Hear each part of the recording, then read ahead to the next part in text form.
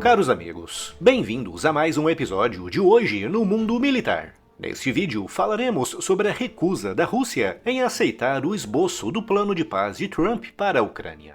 Por que o plano de Trump desagrada tanto a Vladimir Putin? E se ainda não está inscrito no canal, inscreva-se já e acione o sino das notificações para não perder nenhuma novidade. Recentemente, Donald Trump, ex-presidente dos Estados Unidos e o presidente eleito para o novo mandato, sugeriu um plano audacioso para acabar com a invasão russa da Ucrânia. Contudo, em uma entrevista recente dada por Sergei Lavrov à rede estatal russa TASS, esse plano foi rejeitado por Moscou. Mas o que estava por trás dessa proposta e por que a Rússia considerou as ideias de Trump inaceitáveis?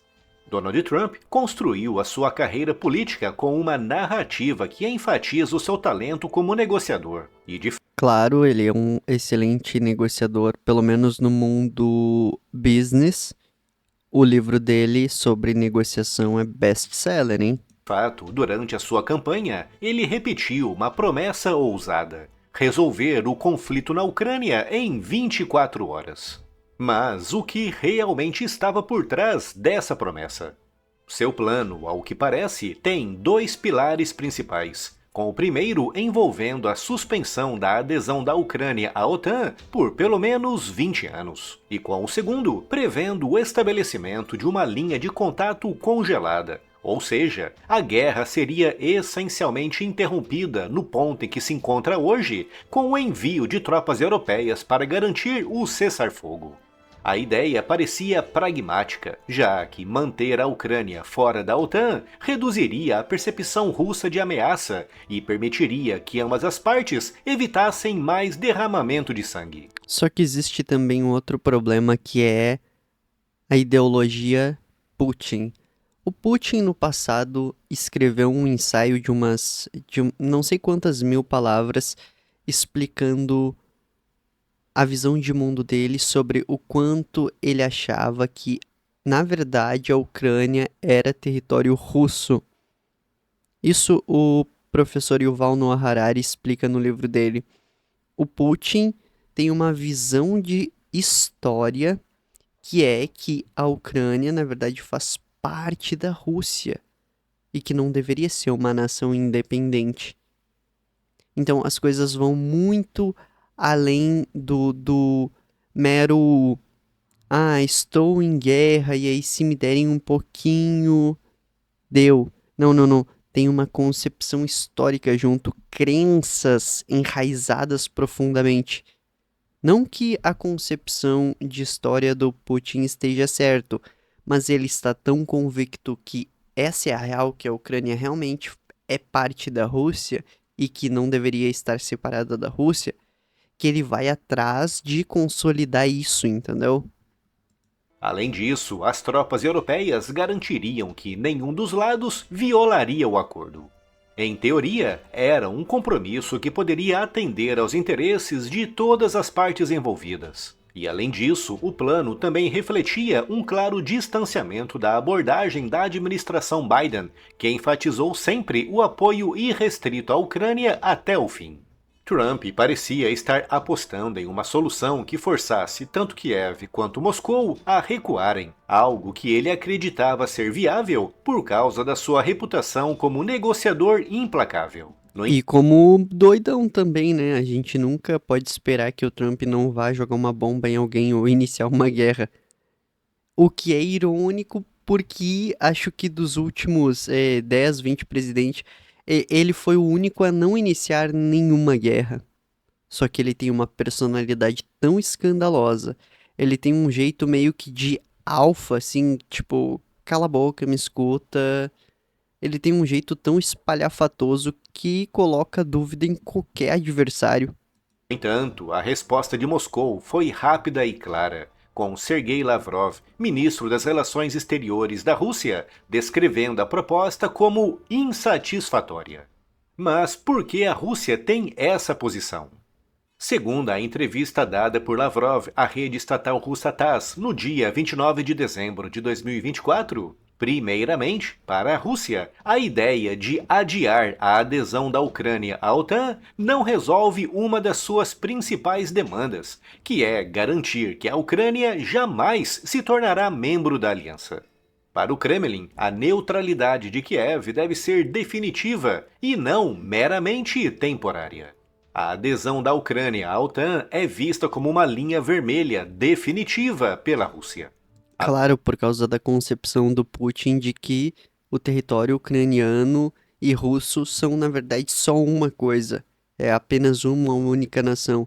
Então, meio que ele quer proteger o que é dele. Agora tudo tá começando a fazer mais sentido na tua cabeça, né? Além disso, a presença de tropas de paz europeias dentro da Ucrânia foi vista com extremo ceticismo. Moscou tem uma longa história de desconfiança com relação à OTAN e às potências ocidentais, e enviar tropas estrangeiras para uma área sob disputa é inaceitável. Também existe o fator histórico, e aqui outra vez histórico, que todo mundo tenta invadir a Rússia. Napoleão Bonaparte tentou, Hitler tentou, todo mundo em algum momento que tem muito poder olha para a Rússia e diz: por que não? O inverno nem é tão rigoroso assim. Vai lá e toma uma surra. Com Lavrov chegando mesmo a classificar essa ideia como um camuflado controle ocidental sobre a situação. Essa rejeição também reflete a estratégia russa de consolidar o controle direto sobre os territórios ocupados, sem a presença ou intervenção de terceiros. Outro ponto crucial é que o congelamento do conflito, sem atender às metas estratégicas russas, como o reconhecimento internacional da sua soberania sobre as regiões ocupadas, seria visto como uma derrota diplomática para Putin.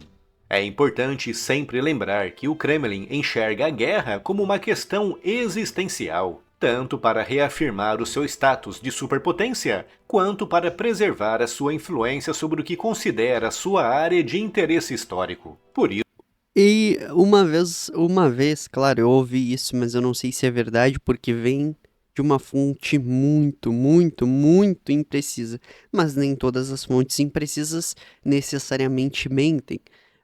Então tem que ser visto isso. Mas uma vez eu vi o Nando Moura dizendo que os russos estudam muito a arte da guerra. Quando forte, finja-se de fraco. Quando fraco, finja-se de forte. Sabe, a arte do engano ali. Claro, eu não sei o quanto isso é verídico, afinal de contas veio do Nando Moura. qualquer paralisação temporária no conflito, sem envolver o reconhecimento da soberania russa sobre as áreas ocupadas, é visto pelos russos como inaceitável. Por fim, a rejeição também se alinha à narrativa interna do governo russo, que justifica o que chama de operação especial como necessária para desnazificar a Ucrânia e proteger populações de etnia russa. Congelar o conflito sem esses avanços poderia enfraquecer a legitimidade de Putin perante o seu próprio povo e as elites políticas. Enquanto isso, do lado ucraniano, a proposta também encontra resistência, e o presidente Volodymyr Zelensky enfrentaria um enorme desafio político se aceitasse os termos sugeridos por Trump. Cara, se teve, se teve pessoas azaradas no planeta em assumir um cargo da presidência em um momento ruim, eu acho que de todas a que supera no mundo moderno é o Zelensky. Pô, o cara só assumiu, dali a um tempo o país é invadido.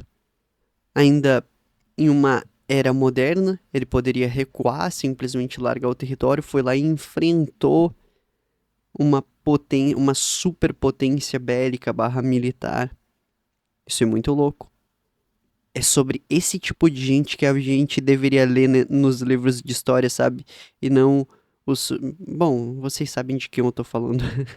Para muitos ucranianos, abrir mão da adesão à OTAN ou congelar o conflito significaria capitular às exigências russas, com muitos encarando a entrada do país na aliança como a única forma para impedir uma nova invasão russa no futuro. Além disso, a população ucraniana tem sido resistente na sua oposição à agressão russa, e aceitar um acordo que consolidasse os ganhos territoriais de Moscou seria amplamente visto como uma traição. Zelensky também tem de lidar com uma sociedade profundamente marcada pelo conflito. Depois as pessoas ficam dizendo: "Oh, não seja preconceituoso contra nações e não sei o quê". Imagina o que não passou o civil médio que tá na Ucrânia vendo seu país ser invadido. Isso é uns negócios que vai passar de geração após geração. Daí, daqui a 3 gerações, essas pessoas que viram seu território sendo invadido, bombardeado, pessoas morrendo na Ucrânia, cara, quando eles forem vovozinho, eles ainda vão falar mal da Rússia e vai ser com razão. E aí eles vão ser vistos como, oh, não seja preconceituoso. Pô, mas tem certas coisas que a pessoa viveu também que inclinam ela a pensar mal de outra nação. Nesse caso específico, ucranianos vão, daqui a 10 gerações, ainda falar mal de russos. Entendeu? Desde 2014, a Ucrânia vem perdendo territórios, com dezenas de milhares de vidas ceifadas, levando a que o sentimento nacionalista se intensificasse. Por isso, qualquer grande concessão poderia desencadear protestos massivos, colocando em risco a estabilidade interna do seu governo. Do ponto de vista internacional, a situação é igualmente complicada. A Ucrânia depende fortemente do apoio militar e financeiro do Ocidente, Eu até sou parecido com esse cara, mano. particularmente dos Estados Unidos e da União Europeia. Por isso, Zelensky sabe que aceitar um acordo desfavorável poderia alienar esses parceiros e enfraquecer a posição de Kiev em futuras negociações. Por outro lado, há também a pressão do tempo. A economia ucraniana está sob enorme estresse e o conflito prolongado continua desgastando as forças armadas e a infraestrutura do país. Zelensky está preso entre a necessidade de garantir a sobrevivência do seu país e a pressão popular para não ceder à Rússia. Esse caso ilustra um ponto crucial sobre diplomacia internacional. A simplicidade de uma solução não significa viabilidade. Trump pode ter acreditado que a sua habilidade de negociação e carisma seriam suficientes para resolver uma crise tão complexa. Contudo, o conflito na Ucrânia envolve muito mais do que interesses imediatos. É parte de uma disputa histórica entre o Ocidente e a Rússia por influência e segurança no leste europeu. A rejeição de Moscou também sublinha um ponto importante. Putin e a sua equipe enxergam o conflito como existencial. Para eles, não se trata apenas de um confronto com a Ucrânia, mas de um embate contra o que percebem como hegemonia ocidental. Com a recusa russa, levanta-se uma questão importante. Como Trump reagirá a isso? Ele garantiu que resolveria a guerra na mesa de negociações, mas Se o povo americano for igual ao povo brasileiro que esquece das promessas, não vai dar nada. Por exemplo, o Lula afirmou que pararia a guerra da Ucrânia sentando junto com o Putin e com o Zelensky para tomar uma cerveja. Patético, né? Mas a galera acreditou nisso. Vocês sabiam? se as exigências russas forem excessivas, até mesmo para Trump, como a Casa Branca reagirá e se adaptará a isso? No extremo, Trump poderá se ver diante de apenas dois caminhos: obrigar a Ucrânia a se render e oferecer a vitória total a Putin, algo que com certeza desagradará a uma boa parcela da população americana e principalmente aos seus parceiros europeus. Ou então, seguir a atual estratégia e continuar armando e financiando a defesa ucraniana na esperança de que no futuro a Rússia, enfraquecida, aceite negociar em termos que Trump considera mais aceitáveis. O plano de Trump e a sua rejeição pela Rússia nos lembram de que conflitos raramente têm soluções simples. Ao meu ver, é loucura entregar a Ucrânia nas mãos da Rússia e dizer faça o que quiser do mundo, como bem entenda, ó querido russo que pode amanhã escolher nos bombardear ou não, dependendo da sua vontade e bom humor. Eu não sei o que vai acontecer no futuro, mas algo eu vou dizer. O Trump tem alguma carta na mão. Pode ter certeza. Ele tem algum tipo de carta na mão. Ele não é o tipo de sujeito que entra, se mete em algo sem dar 2 tiros no joelho do inimigo. Por isso que ele tem algo na manga, entendeu? O PEC Elite é a união de diversos treinamentos com um único propósito: fazer o teu retorno ser assustador. Tu foi visto como bobo e zombado no passado? Não tem problema. Simplesmente aprenda a criar estratégias, cultivar uma mentalidade de riqueza e se tornar poderoso. Assim, todos que riram no passado de ti vão engolir a seco quando virem o teu retorno. Clica no primeiro link da descrição para conhecer mais a respeito do PEC Elite.